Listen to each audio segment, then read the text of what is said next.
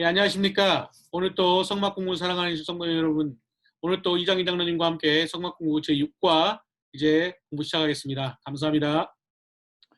예, 여러분 안녕하십니까. 반갑습니다. 오늘은 성막론 제6과 번제단을 공부하겠습니다. 오늘 번제단을 공부하시면서 처음부터 끝까지 내내 우리 주님의 십자가를 기억하시기 바랍니다. 성막의 번제단은 예수님의 십자가 모형입니다. 제가 잠깐 기도하고 시작하겠습니다.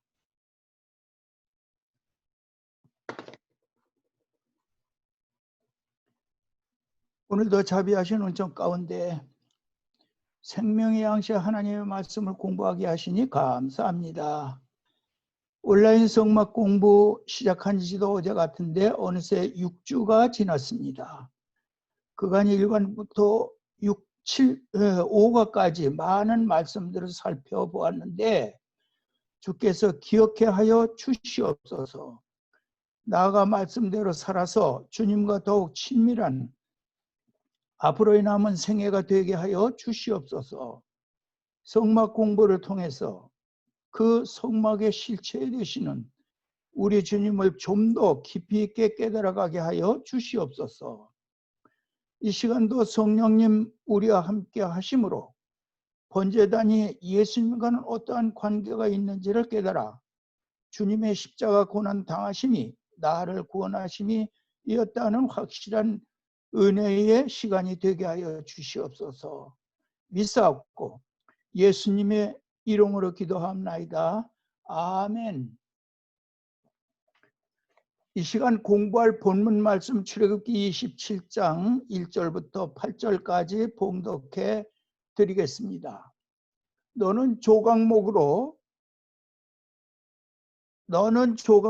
장이 오굽이 광이 오굽이의 단을 만들되 네모 반듯하게 하며 고는 3규빗으로 하고 그 네모덩이 위에 뿔을 만들되 그 뿔을 그것에 연하게 하고 그 단을 노스로 쌀찌며 재를 담는 통과 부삭과 대야와 고기 갈고리와 불 옮기는 그릇을 만들되 단의 그릇을 다 노스로 만들지며 단을 위하여 노스로 그물을 만들고 그 위 네 모퉁이에 놋고리 넷을 만들고 그물은 단 사면 가장자리 아래 곧 단 절반에 오르게 할지며 또 그 단을 위하여 채를 만들되 조각목으로 만들고 놋으로 쌀치며 단 양편 고리에 그 채를 꿰어 단을 매게 할지며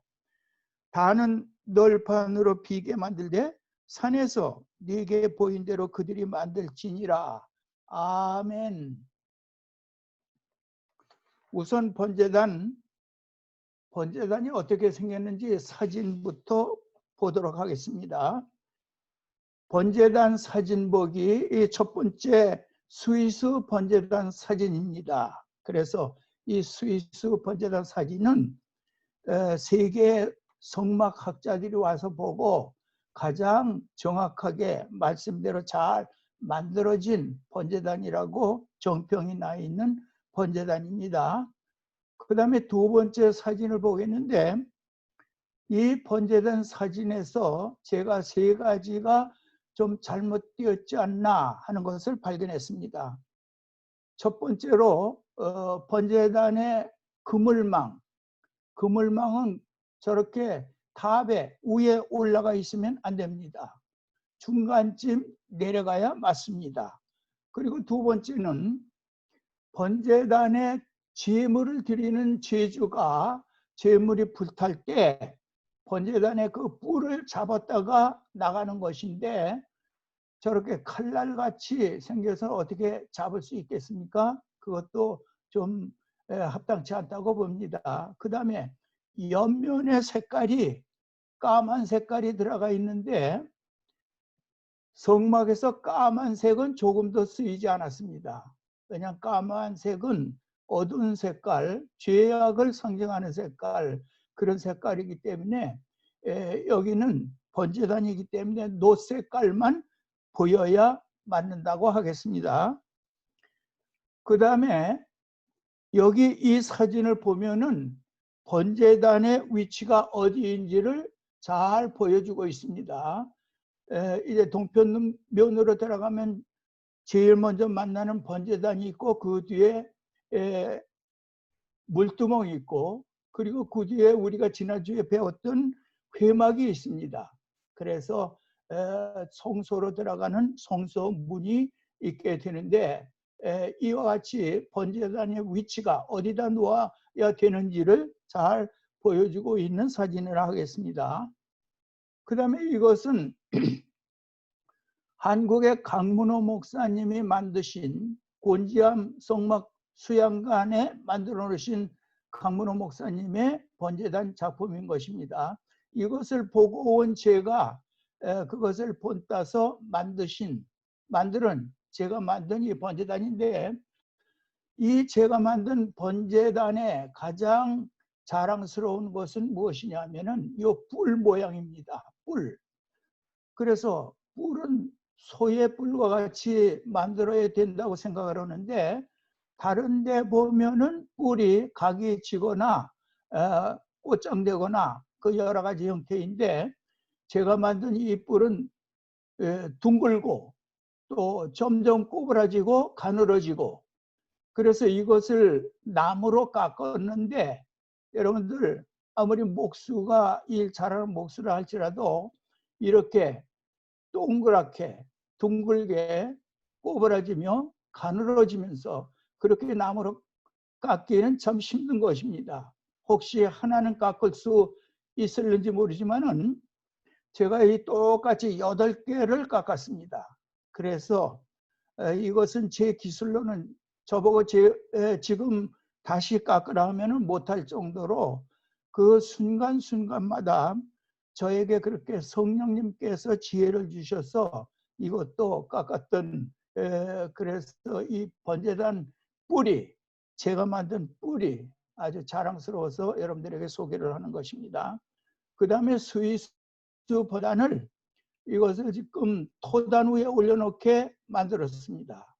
그래서 번제단이 이와 같이 토단을 쌓고 거기다 올려놔야 아구기 같이 만들어야 그 밑에다가 장작불을 떼우는 것인데 지금까지 전에 공부한 대로 보면은 그렇게 하지 아니하고 2번 사진과 같이 장작을 그 위에 탑 위에다가 나무를 올려놓고 재물을 올려놓고 불을 떼는 그런 형식으로만 가르쳐 왔었는데 최근에 와서 이와 같이 토단 위에 올려놓는 것이 맞는다.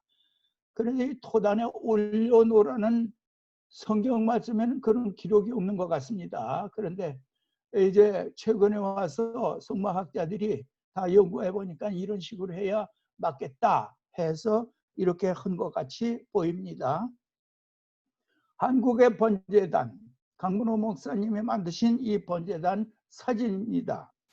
그래서 세계의 많은 성막학자들이 와보고 가장 정교하게 잘 만들어진 것이라는 정평이 나 있다고 합니다.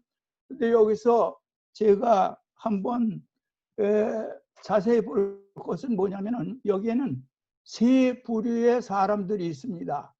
저 뒤쪽에 하얀 옷을 입은 분이 제사장입니다. 제사장은 세마포 옷을 입었기 때문에 이와 같이 하얀 옷으로 강문호 목사님이 그렇게 표현을 했습니다. 그 다음에 좌측에 있는 갈색 옷을 입은 지금 이것은 백성들을 말하는 것입니다. 백성들이 제물이 불탈 때 자기가 안수하여서 드리는 제물이 불타는 동안에 이와 같이 제단 뿔을 잡고 있는 모습입니다. 그리고 우측에 있는 청색 옷을 입은 사람은 잡족들이었던 것입니다. 잡족들. 그래서 잡족이라는 왜 그렇게 비하하는 발언을 쓰느냐 하지만은 그 잡족이라는 단어는 출애굽기 12장 38절에 중다한 잡족들이 애굽에서 나올 때에 따라 나왔던 것입니다. 이스라엘 백성들에게 섞여 나왔던 이스라엘 아브라함의 그 혈통을 이은 자들이 아닌 이스라엘 백성들이 아닌 그런 애굽 사람이라든가 다른 나라 사람이라든가 그런 사람들이 중다한 잡족들이 섞여서 나왔었는데 그들은 성막에서 이와 같이 물 깃는 일, 나무 헤우는 일, 나무 패는 일 또는 이렇게 과부로 그렇게 성막의 헬퍼로 일을 했던 잡부들로 일했던 사람들로 강문호 목사님이 이렇게 세 가지 부류의 사람을 옷 색깔로다가 알아볼 수 있도록 그렇게 했다고 보는 것입니다. 가나안 정착 후에는 기브온 족속들이 그 일을 했죠. 기브온 족속들 여호수아를 속이고 화친 조약을 맺었던 기브온 족속들을 이스라엘 백성들이 성막에서 물기러 오고 나무 패고 뭐 나무 해오고 그런 일을 시키도록 살려 주었던 것입니다. 번제단의 재료를 한번 보겠습니다. 번제단의 재료는 조각목으로 만들어 놋으로 둘렀다. 놋으로 쌌다 그 말입니다. 번제단을 놋제단이라고도 부른다.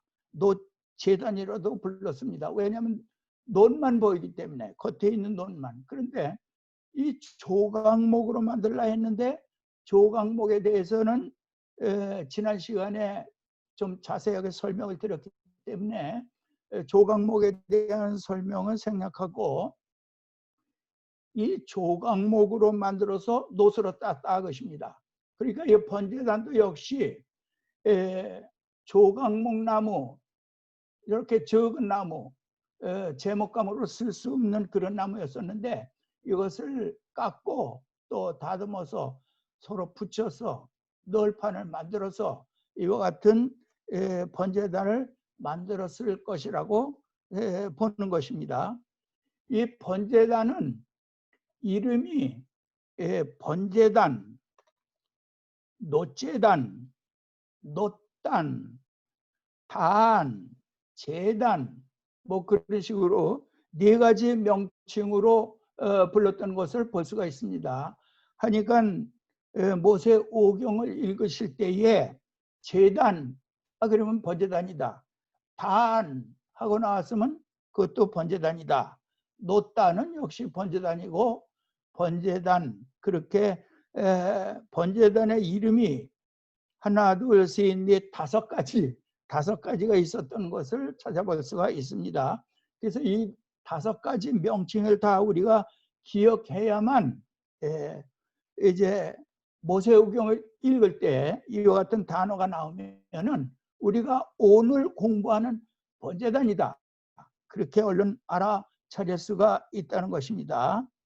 조각목은 성막은 조각목으로 만들었죠. 그런데 성전은 백향목으로 만들었던 것입니다. 백향목은 나무의 왕입니다. 그런데 조각목은 성막의 재료로는 유일한 목재였던 것입니다. 성막에서 사용했던 목재는 조각목밖에 없었다 것입니다.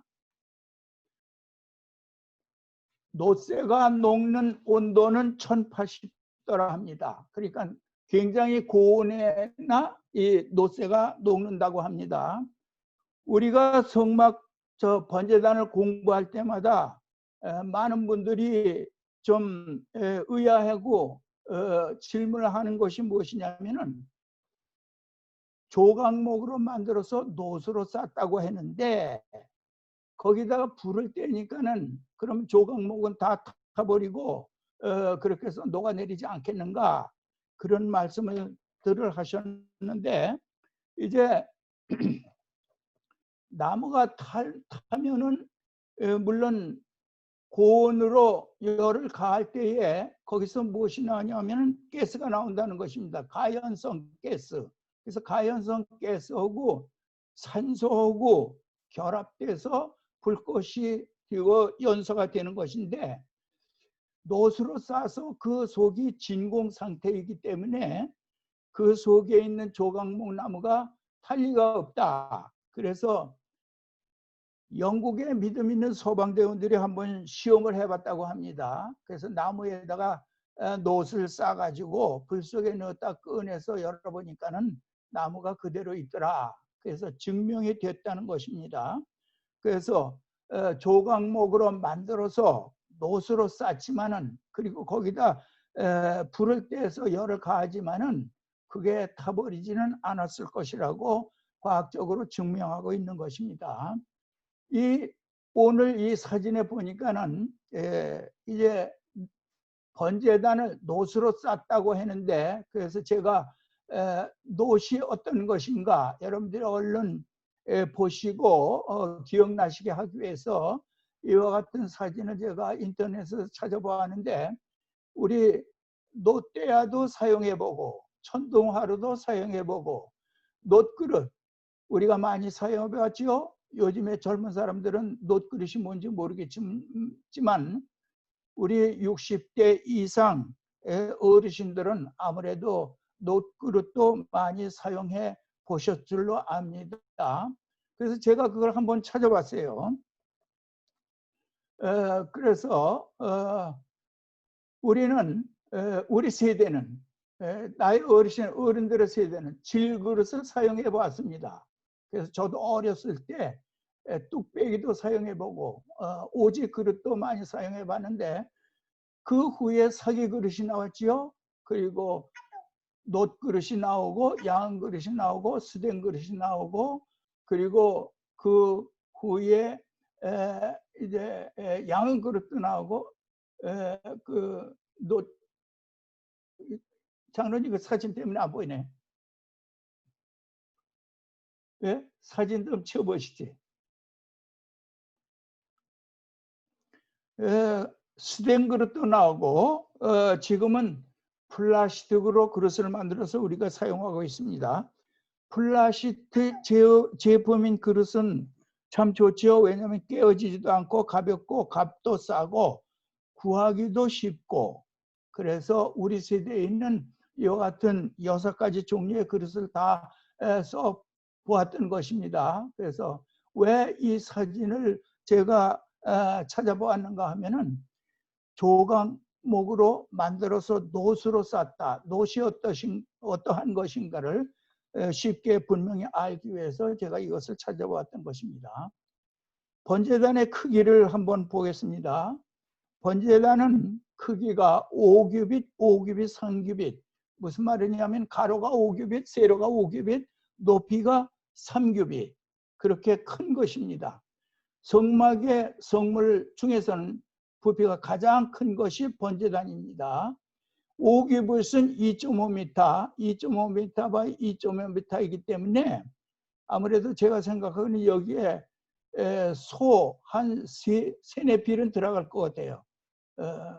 그것을 12조각으로 잘라서 그 고기 덩어리를 넣고 불 때우는 것이기 때문에 이렇게 큰 번제단을 만들었던 것입니다. 번제단 안에는 놋 그물을 중간에다가 만들어 놓았다, 매달아 놓았다. 네 귀에는 뿔을 만들려고 했습니다. 고리를 4개를 만들어서 양쪽에다 2개씩 달아서 채를 끼워서 메고 갈 수 있게 했다 그랬습니다. 우리 한국 사람들은, 어른들은 이제 채하면 채가 무엇인지 얼른 알 수 있는 것은 우리가 가마채를 보고 상여채를 보았기 때문에 채하면 우리가 쉽게 알 수 있지만은, 영어에서 찾아보니까 어떨 때는 폴, 어떨 때는 스티크, 핸들, 그런 식으로 표현이 된 것을 보아서 얼른 이 번제단의 채가 어떻게 만들어졌으며 어떻게 사용했다는 것을 영어 성경을 봐서는 알아볼 수가 없는데, 저로서는 이 채 하니까 우리는 쉽게 알아볼 수 있게 그 이름을 번역이 되어 있습니다. 번제단을 올려놓는 토단을 쌓아서 올려놨다. 지금 이것은 토단이 없지요. 그런데 최근에 와서는 토단을 쌓아서 올려놓았는데, 그 토단을 쌓으라는 성경의 기록은 제가 찾아보지 못한 것 같습니다. 하지만은 여러 가지 정황을 보아서 분명히 그렇게 했을 것이라고 보는 것입니다. 여기서 높이가 3, 성기빛 그랬죠? 그래서 3이라는 숫자는 하나님 수입니다. 성부, 성자, 성령, 하나님의 수. 그리고 오기빛 되는 5는 성경에서 고통을 상징하는 수입니다. 고통의 수. 그래서 수가성의 여인의 남편이 5이 있었다든지 아직도 흉년이 5년이나 남았으니 베데스도 목가에 행각이 5개가 있었다. 다윗의 물맷돌 5개를 가지고 나갔다. 이제 제가 최근에 생각해 봤는데 펜타곤, 이 펜타곤이 오각형이지 않습니까? 이 펜타곤이 얼마나 고통스러운 것입니까? 세계의 경찰서로서 세계를 하는 그런 펜타곤인 것입니다. 고통의 상징인 것입니다. 오각형. 주께서 십자가 고통당하심, 세상 죄를 지고 가는 하나님의 어린 양으로 오신 아사셀 양처럼 골고다로 끌고 예수님을 끌고 가신 그런 예수님은 고난당하신 분입니다. 그래서 이 5라는 숫자는 고난의 상징이다. 그렇게 기억을 하시기 바랍니다. 번제날에 필요했던 부속 기구를 보겠습니다. 출애굽기 27장 3절에 보니까는 재를 담는 통과 부삭과 대와 고기 칼고리와 불 옮기는 그릇을 만들되 단의 그릇을 다 노수로 만들지며 그랬습니다. 재 담는 통, 재 담는 통이 무엇이냐면은 재를 담아 갖다 버릴 때 쓰는 통을 재 담는 통이라고 말하는 것입니다. 그래서 이 재 담는 통은 뚜껑이 있는데 왜냐면은 재를 가지고 가다가 담아가지고 재를 담아 가지고 옮기다가 바람에 재가 날아가서 그 이스라엘 진에 날아갈까봐 반드시 이것은 뚜껑을 했을 것이다. 그런데 이것을 가지고 어디다 갖다 버리느냐 하면은 진 밖에다가 갖다 버려야 된다. 근데 진이 얼마나 뭐냐면은 가까운 곳이 대충 1마일 정도 된다는 것입니다. 그래서 1마일 이상 되는 곳에 갖다 버리기 때문에 제 생각에는 구루마 같은 거를 만들어서 리아카 같은 것을 만들어서 이 재 담는 통을 싣고 끌고 가지 않았을까. 그러지 않고 이것을 힘들어서 무거워서 1마일 이상 되는 재 버리는 곳 진박 거기까지 들고 가기가 힘들었을 것으로 보는 것입니다. 그 다음에 부삽이 있었는데 부삽은 뭐 하는 것이냐. 재를 긁어내어 재 담는 통에 넣어주는 역할을 했던 것입니다.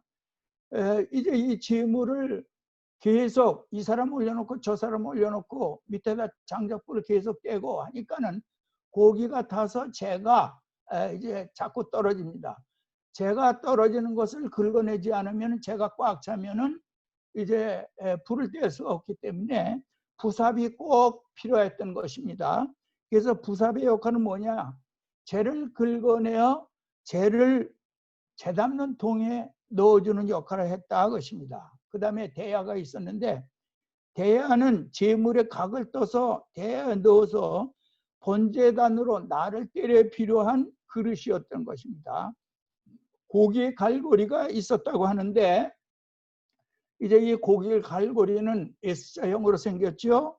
그래서 이것은 어떤 역할을 했느냐면은 고기를 올려놓고 불을 떼면은 텅텅 튀어서 흘러내리기도 하고 바깥으로 튀어나가기도 하기 때문에 이 고기 갈고리가 이 고기 저 고기를 연결해 주는 역할을 했다는 것입니다.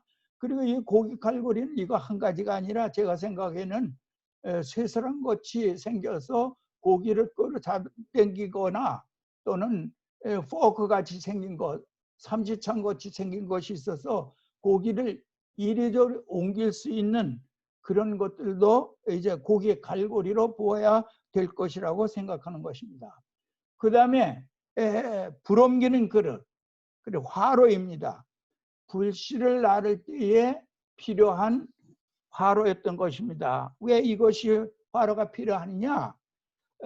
이제 이렇게 번제단에서 계속해서 불이 타고 제사를 드리고 했을 때에 갑자기 회막에 그 구름 기둥이 떠오르면 떠나이기 때문에, 출발하기 때문에 그때에 그 번제단을 다 불을 끄고 깨끗이 청소하고 메고 가야 되기 때문에 불씨를 가져가야 됩니다. 불씨. 근데 화로에다가 그 불씨를 담아 가지고 이동할 때 꼭 필요했던 것이 불 옮기는 그릇이었던 것입니다. 번제단에 이와 같이 5가지 도구가 필요했던 것과 같이 현대 교회에서도 이와 같이 5가지 종류의 일꾼이 필요하다고 하겠습니다. 재담는 통 교인, 재담는 통 교인 일꾼, 그는 어떤 역할을 했느냐 하면은 교회 문제 해결사입니다. 교회에 문제가 생겼다.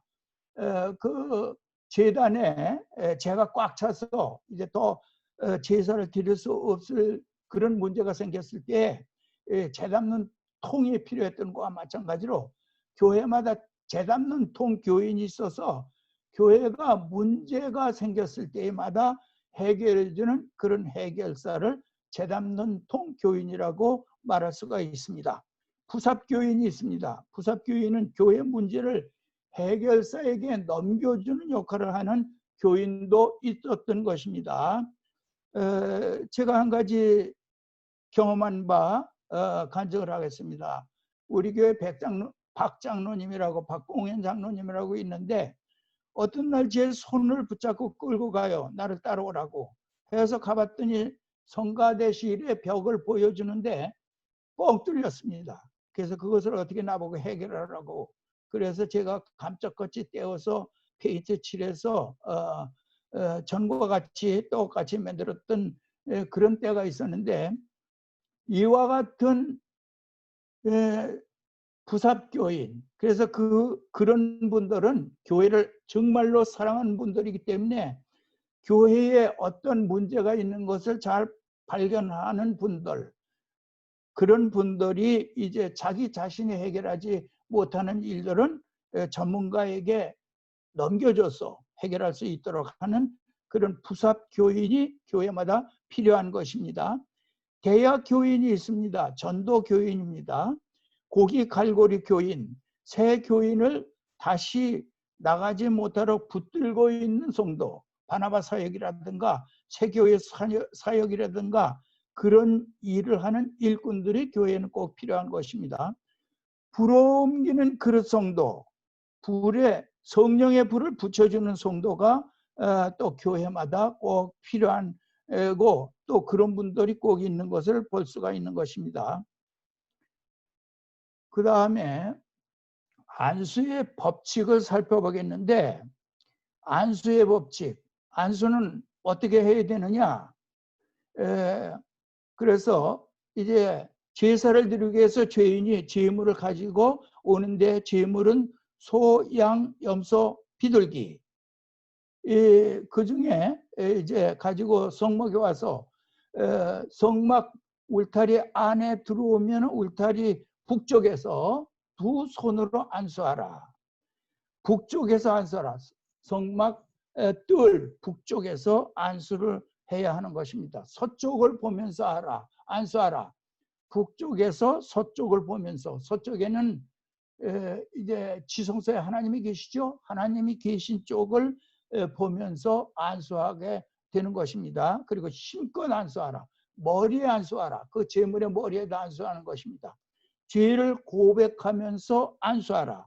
이렇게 안수하면 그 죄인의 죄가 그 짐승에게 전가되는 것입니다. 구약의 법칙입니다. 원죄는 제사장이 안수하고 자범죄는 자기가 안수했던 것입니다. 대제사장이 7월 10일 날 1년에 한 번씩 대속죄일에 온 백성들의 죄를 위해서 이제 제물에게 안수하지만은 각자 개인들은 자기의 죄를 위해서 이제 자기가 안수했던 것입니다. 죄의 전과 안수를 살펴보도록 하겠습니다. 구약의 법처럼 제물에게 안수해서 자기 죄를 그 짐승에게 제물에게 전가시키기 위해서 안수를 한다. 그래서 안수한 동물은 제물이지만은 안수하지 않은 동물은 죄가 없는 그대로입니다. 구약의 법칙이 이제 제물에게 안수해야만 자기의 죄가, 그 죄인의 죄가 그 짐승에게 전가돼서 제물로 드릴 수가 있게 된다는 것입니다. 신약의 법칙은 십자가 앞에 나와서 회개, 예수님의 십자가 앞에 나와서 자기의 죄를 회개해서 자기 죄를 예수님에게 내 죄를 예수 그리스도에게 전가시키는 그렇게 회개함으로 죄 용서함을 받게 되었다 것입니다. 그런다고 죄가 사라질까? 하지만 그렇게 하는 것이 하나님의 법칙이었던 것입니다. 즉 구약의 사람들은 안수한 제물을 드림으로 죄 사함 받았고, 신약의 성도들은 십자가 보혈 공로를 믿고 회개함으로 죄 용서함 받을 수 있게 되어진 것입니다. 구약이나 신약이나 똑같이 하나님을 믿는 믿음으로만 가능했다는 것입니다. 구약의 백성들은 그렇게 하는 것이 죄 용서함 받을 수 있다고 믿고 제물을 드렸던 것 같이 신약의 성도들은 주님 앞에 십자가 앞에 나와 회개함으로 죄 용서함을 받을 수 있다는 믿음을 가지고 행하고 있는 것입니다. 그래서 죄인이 죽여서 피를 그릇에 받아 제사장에게 주면은 제사장은 그 피를 번제단 사면에 뿌립니다. 그래서 번제단 주인은 온통 피투성입니다. 죄인은 제물의 껍질을 벗깁니다. 가죽을 껍질을 벗기는데 그 가죽은 담당 제사장들의 목이었다고 합니다. 그래서 담당 제사장들이 제비 뽑아서 그 가죽을 나누어 가졌다고 기록이 되어 있습니다. 각을 뜹니다. 대략 12조각으로 잘라서 대야에 담아 제사장에 주면 제사장은 가져다가 단 위에 볼려 놓는다고 합니다. 단 밑에 장족불을 지펴서 전부를 불사르는 것이 번제단에서 제사 드리는 순서였던 것입니다. 유대인의 역사학자 요세푸스의 기록에 의하면 이 제물의 수가 하루에 많게는 수천, 적게는 수백이었다고 기록하고 있습니다. 그렇게 많은 제물을 드림이 낭비였을까?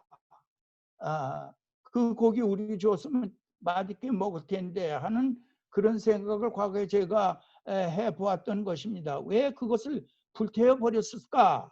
그것이 낭비 아닌가? 그렇게 생각해 봤는데 제가 그 마태복음 26장 6절부터 13절을 읽는 중에 깨달았습니다. 예수께서 베다니 문둥이 시몬의 집에 계실 때에 한 여자가 매우 귀한 향료 한 옥합을 가지고 나와서 식사하시는 예수님의 머리에 부으니 제자들이 보고 분하여 가로되 무슨 의사로 이것을 허비하느냐? 이것을 많은 값에 팔아 가난한 자들에게 줄 수 있겠소다 하거늘 왜 허비하느냐? 그렇게 말했던 것입니다. 우리가 드리는 예배와 헌신이 정말 낭비일까? 시간 들이고 헌금 들이고 봉사하고 하는 것이 헛된 일인가? 불태워버리는 것 같이 헛된 일인가? 성막 번제단에서 불태웠던 무수한 제물들은 죄 문제를 해결하기 위해서는 그 방법을 밖에는 없었던 것입니다. 이 제물들을 통해서 죄가 사해지는 구약의 법칙, 죄 때문에 그렇게 애쓰던 구약의 백성들을 우리가 살펴볼 수가 있습니다. 우리들의 지난 날들에 예배드리며 살아온 무수한 시간들, 죽게 드린 예물들 하나하나 따져보면 엄청난 시간과 돈을 우리가 지금까지 드리면서 살아오지 않았습니까? 이 모든 것들이 정말 허비요 낭비였을까 하는 것을 제가 생각해 보았습니다. 이 시간도 해야 할 일 많은데 성막반에 들어와서 공부하는 13시간은 우리의 영을 위하여 정말 값진 쪽을 택하셨습니다. 절대로 시간 낭비나 허비가 아닐 것을 저는 믿습니다. 구약의 백성들은 죄 문제 해결을 위해서 아까운 줄 모르고 그 많은 짐승들을 제물로 드려야 했으나 지금 우리들은, 신약의 성도들은 예수님의 십자가의 공로로 죄의 문제가 해결되었음을 감사하여 시간과 물질과 몸을 들여서 헌신하는 제물들이 된 것입니다. 죄 문제가 해결되었음을 감사해서 그렇게 우리가 헌신하고 드리는 것이기 때문에 절대로 낭비나 허비가 아니라 우리가 하나님 앞에 드림으로 우리가 축복을 받게 된다, 그런 생각을 해보았습니다. 번제단의 특징을 보겠습니다. 번제단은 세 가지 특징이 있는데, 우선 번제단은 온통 피투성입니다. 계속 피를 뿌리기 때문에 예수님의 십자가 보혈을 우리가 떠오를 수가 있습니다. 그래서 계속 번제단 주위에다가 피를 뿌리기 때문에 질퍽질퍽할 것 같으나 그곳이 광야이므로 바로바로 말랐을 것으로 봅니다. 왜냐하면 광야의 공기는 굉장히 건조하기 때문에 습기를 공기가 다 빨아들이기 때문에 금방금방 말랐을 것으로 보는 것입니다. 성막에서 피를 볼 줄 모르면 영적 장님이다. 기독교 역사는 피의 역사입니다. 가죽옷, 피 묻은 옷입니다. 아벨의 피, 순교의 피, 노아의 제물의 피, 아브라함의 제단의 피, 성막의 피, 성전의 피, 그리스도 십자가의 보혈, 순교자들의 피, 지금까지 순교자를 통해서 우리가 이 신앙을 전수받게 되지 않았습니까? 그래서 그렇게 피를 쭉 연결되는 피를 통해서 우리가 이렇게 믿음을 갖고 예수의 보혈을 공로를 믿음으로 이제 죄 용서함 받고 구원받게 되었다는 것입니다. 그다음에 불을 볼 수 있습니다. 번제단의 불은 항상 피어 있어야 합니다. 왜냐하면 하나님께서 제일 첫번 제물을 올려놨을 때 불을 붙여주시고 그 불을 꺼뜨리지 말라고 하나님께서 명령을 하셨기 때문에 그 불을 이스라엘 백성들이 약 1000년 동안이나 꺼뜨리지 않고 계속 간직했었다는 것입니다. 그 불을 어떻게 안 꺼뜨리느냐? 아까 그 불옮기는 화로를 보셨죠? 그런 식으로 계속 불을 이어져 갔던 것으로 보는 것입니다. 여러분들 나답과 아비후의 번제단은 나답과 아비후가 분향단에 다른 불을 들이다가 다른 불로 분향을 하다가 죽은 것을 잘 아시죠? 그 다른 불이 무엇이냐면은 이 번제단의 불이 아닌 다른 불, 그래서 번제단에 나온 불덩어리, 그것을 사용해야만 되는 것인데 집에서 다른 불을 가져와서 분향하다가 나답과 아비후는 죽었던 것을 볼 수가 있는 것입니다. 뿔이 있습니다. 번제단에는 뿔이 있는데 제단의 뿔은 생명의 뿔입니다. 4개의 뿔, 여러분들 아도니아 잘 아시죠? 아도니아가 이제 자기가 임금이 되겠다고 해서 솔로몬 왕에게 죽을 수밖에 없었는데 이제 제단 그 성막에 가서 번제단 뿔을 붙잡고 있었기 때문에 솔로몬이 할 수 없이 살려주라고 하지 않았습니까? 그래서 이것은 번제단 뿔은 이와 같이 생명의 뿔인 것입니다. 생명 대신 그리스도를 상징하고 있는 것입니다. 우리 구원의 뿔 대신 예수님, 힘과 권세와 승리를 상징하는 뿔인 것입니다. 신약에서 뿔은 예수 그리스도를 상징합니다. 구원의 뿔이신 예수님이 나와 함께 하심을 우리가 힘을 얻게 되는 것입니다. 고린도전서 1장 18절에 보니까는 십자가의 도가 멸망하는 자들에게는 미라는 것이요 구원을 얻는 우리에게는 하나님의 능력이라 했습니다. 로마서 1장 16, 17절을 보니까는 내가 복음을 부끄러워하지 아니하노니 이 복음 모든 믿는 자에게 구원을 주시는 하나님의 능력이 됨이라. 첫째는 유대인에게 또한 헬라인에게로다. 복음에는 하나님의 의가 나타나서 믿음에 이르게 하나니 기록된 바 오직 의인은 믿음으로 말미암아 살리라 함과 같으니라. 그래서 구원의 뿌리신 우리 예수 그리스도를 상징하는 것입니다. 번제단의 뿔은 우리 구원의 뿌리신 예수님을 상징하는 것입니다. 뿔을 잡는 자는 어떤 죄에 걸렸든지 어떤 죄를 범했든지 용서 안 받고 살아나면서 뿔을 잡는 것이 사는 길인 것입니다. 이 뿔은 용서와 능력을 상징합니다. 그래서 우리는 이렇게 기도하지 않습니까? 주님, 나 주님만을 잡기 원합니다. 나를 잡아 주옵소서 하고 우리가 늘 찬송을 부르지 않습니까? 그래서 우리는 주님, 나의 구원에 뿌리신 주님을 이 번제단 뿔을 잡는 것 같이 항상 잡고 믿음 생활을 해야 한다는 것입니다. 번제단에 임한 불을 살펴보기로 하겠습니다. 레위기서 9장 24절에 보니까 불이 여호와의 앞에서 나와 단 위에 번제물을 기름을 사른지라 온 백성이 이를 보고 소리 지르며 엎드렸더라. 하나님께서 제물을 받아 주셨다는 확증으로 하나님께서 그 제물을 받아 주신 증거로 이제 첫 번째 제물을 하나님께서 불을 붙여 주셨던 것입니다. 그 물을 계속 이스라엘 백성들이 계속 꺼뜨리지 아니하고 유지했다는 것입니다. 번제단에 최초로 제물을 올려놨을 때 하나님께서 불을 내려 붙여 주셨습니다. 그 불을 꺼뜨리지 말라 하셔서 이스라엘 백성들이 약 1000년 동안이나 간직했다고 합니다. 언제 꺼졌느냐? 바벨론이 예루살렘 쳐들어와서 솔로몬의 성전을 헐었을 때에 그때 불이 꺼졌다는 것입니다. 그 불을 꺼뜨리지 말라 하셔서 이스라엘 백성들이 약 1000년 동안을 간직했다고 하는데 죄인들이 제물을 끌고 와서 안수하여 자기 죄를 그 짐승에게 전가시켜서 잡아 피는 받아 그릇에 담아 제사장에게 주면 제사장은 그 피를 번제단 사면에 뿌립니다.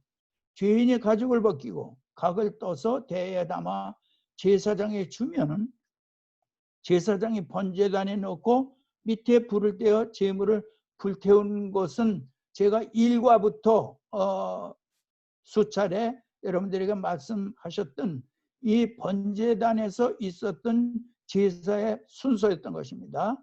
이때 죄인이 생명의 뿔, 제물이 불탈 때 생명의 뿔인 번제단 뿔을 붙잡았다가 밖으로 나갈 때에 뒤에서 제사장들이 불어주는 나팔 소리를 들으면서 죄에서 해방된 기쁜 마음으로 동편문을 향해서 나아가 집으로 돌아가는 것입니다. 번제단은 예수 그리스도의 십자가를 상징하는 것입니다. 세례 요한이 예수님을 가리켜 보라 세상 죄를 지고 가는 하나님의 어린 양이로다는 말씀은 곧 유월절 양으로 화목제물로 오셔서 인간의 죄를 대신 지시고 죽으신 주님을 지적한 말씀이라 하겠습니다. 예수님이 죽으시는 그날 곧 유월절 날이었습니다. 양이 죽었던 그날 그 시간이었습니다. 그래서 유월절 화목제물로 오셨던 주님을 우리가 거기서 찾아볼 수가 있었던 것입니다. 주께서 세례요한에게 세례 받으시는 순간이 나의 죄를 짊어지시는 순간으로 보는 것입니다. 우리 성막론에서는 왜 하필이면 어린 양으로 했을까? 세례요한의 말이 성막 번제단에 드렸던 어린 양은 훗날 예수님의 십자가에서 완성된 것입니다. 그 순간이 나의 죄를 짊어지시는 순간으로 보는 것입니다. 성막은 예수님의 그림자인 것입니다. 히브리서 9장 13, 14절을 보니까는 번제단의 염소와 황소의 피는 예수 그리스도 보혈의 상징입니다. 제물인 짐승은 죄가 없습니다. 제주, 제사를 드리는 그 백성의 죄 대신에 그 제물이 죽는 것입니다. 마찬가지로 우리 주님은 죄가 없으신 분이신데 나의 죄를 대신해서 십자가를 지신 것입니다. 번제 후에는 나팔을 불어라. 그래서 나팔 부는 모습을 보겠습니다. 나팔 부는 제사장들이 항상 나팔을 불어줍니다. 그 의미는 승리의 나팔, 해방의 나팔 소리입니다. 죄에서 해방되었음을 선포해주는 나팔 소리였던 것입니다. 죄인은 재물이 불탈 때 제단 뿔을 잡았다가 나갈 때 나팔 소리를 들으며 죄에서 해방된 환희에 찬 기쁜 마음으로 동편문을 향해서 나가게 되는 것입니다. 즉 뒤에서 들려오는 나팔 소리를 들으며 죄에서 해방된 홀가분하고 기쁜 마음으로 돌아가는 것입니다. 나팔 부는 제사장들이 항상 나팔을 불어줍니다. 승리의 나팔, 해방의 나팔 소리인 것입니다. 유대인들은 매년 7월 10일을 나팔절로 지키면서 항상 어느 장소에든지 나팔을 부는 날이 7월 1일이다. 7월 1일이 나팔절이다 하는 것을 우리가 볼 수가 있습니다. 피에 대한 마틴 루터의 말, 지금부터 약 500여 년 전에 마틴 루터께서 이와 같은 은혜스러운 말씀을 했다고 합니다. 빨래를 짜보아라 물이 나올 것이다. 성경을 짜보아라 피가 나올 것이다. 구약을 짜보아라 짐승피가 나올 것이다. 신약을 짜보아라 예수피가 나올 것이다. 성경에서 피를 볼 줄 모르면은 영적 장님이다. 그래서 번제단을 공부할 때에 번제단을 생각할 때 우리는 예수 그리스도의 보혈을 항상 생각해야만 되겠습니다. 피에 대한 마틴 루터의 말을 또 살펴보기로 하겠습니다. 교회 시대 이전에는 짐승의 피, 교회 시대 이후로는 예수 그리스도의 보혈의 피, 짐승의 피의 유효기간은 1년이지만은 예수 피의 유효기간은 영원이다. 피 흘림이 없으면 사함이 없다. 누군가가 죽어야 누군가가 산다. 성막은 피 공부, 예수 피를 알기 위해서 짐승 피를 공부하는 것입니다.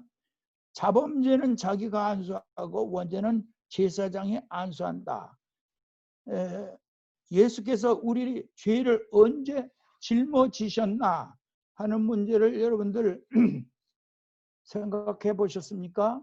예수께서 우리 죄를 언제 짊어지셨을까? 주님이 크리스마스 날 나실 때 우리 죄를 짊어지신 건가? 십자가를 지실 때 십자가에서 운명하시는 순간이 나의 죄를 짊어지시는 순간이었을까? 아니면 부활하시는 순간인가? 승천하시는 순간인가? 우리들이 여기에 대해서 많이 의문을 가지고 생각해 본 줄 압니다. 예수께서 우리 죄를 언제 짊어지셨나? 마태복음 13장 13절부터 17절, 요한복음 1장 29절에 보면은 성막노새는 세례 요한에게 세례 받으시는 그 순간으로 보는 것입니다. 예수님께서는 죄가 없으신 분이기 때문에 세례 요한의 회개의 세례는 받으실 필요가 없는 분이었는데 하나님의 뜻을 이루기 위해서 세례 요한에게 세례를 받으시는 그 순간에 그 세례 요한이 온 인류의 죄를 전가 안수로 보는 것입니다. 죄가 없으신 분이므로 세례 요한의 회개의 세례는 해당이 안 되는데 당시 세례 요한의 증언에 의하면은 보라 세상 죄를 지고 가는 하나님의 어린 양이라고도 선포하지 않았습니까? 예수님께서 세례 요한에게 세례 받으시는 그 순간 세상 죄를 지고 가는 하나님의 어린 양이 되셨다는 것입니다. 그래서 그것이 우리가 오늘 공부한 번제단에 드렸던 무수한 제물들을 이제 예수님의 예표로 보았다는 것입니다.